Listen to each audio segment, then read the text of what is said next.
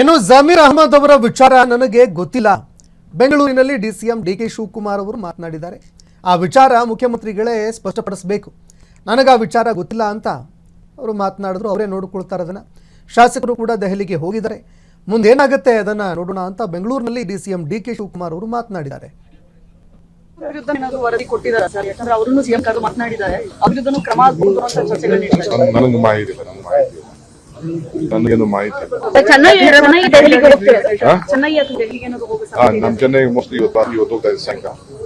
ನಾಳೆ ಪ್ರೋಗ್ರಾಮ್ ಇದೆ ನನಗೆ ಚೆನ್ನೈಯಲ್ಲಿ, ಕ್ಯಾಂಪೇನಿಂಗ್ ಇದೆ. ಒಂದು 5-6 ಕ್ಷೇತ್ರದಲ್ಲಿ ಎಲ್ಲ ವರ್ಕೌಟ್ ಮಾಡ್ಕೊಂಡಿದ್ದೀನಿ.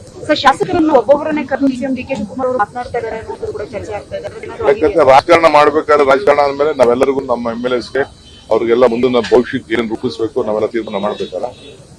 ಅದನ್ನೆಲ್ಲ ಯಾರ್ಯಾರಿಗೆ ಏನೇನು ಹೇಳ್ಬೇಕು, ಯಾರಿಗೆ ಏನ್ ಗೈಡ್ ಮಾಡ್ಬೇಕು ಅದೆಲ್ಲ ಮಾಡ್ತೀವಿ. ಎಲ್ಲರಿಗೂ ಕರೆದು ಇನ್ನೆಲ್ಲ ಸಿದ್ಧತೆ ಆಗ್ಬೇಕು. ಕಾರ್ಪೊರೇಷನ್ ಎಲೆಕ್ಷನ್, ಲೋಕಲ್ ಇವೆಲ್ಲ ಇರ್ತದೆ. ಇವೆಲ್ಲ ಮಾತಾಡೋದು ಡ್ಯೂಟಿ.